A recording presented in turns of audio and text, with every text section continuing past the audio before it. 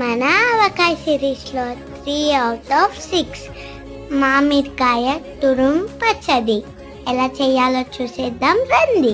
4 కప్ల మామిడికాయ తురుంకు 1 table spoon మెంతులు, జీలకర్ర, కప్ ఆవాలు వేసుకొని వేయించుకోవాలి. పోపు కోసం 1.5 కప్ పల్లి నూనె, ఆవాలు, జీలకర్ర, ఇంగువ, ఉల్లిపాయ, ఎండుమిర్చి, కరివేపాకు, ఇంకా పసుపు కూడా వేసుకొని బాగా వేయించుకోవాలి.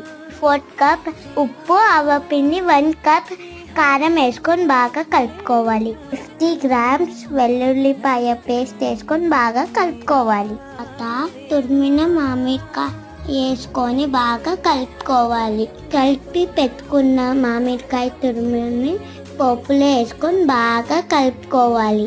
అది లేదా గాజు డబ్బాలో స్టోర్ చేసుకోవాలి. నేను చేసిన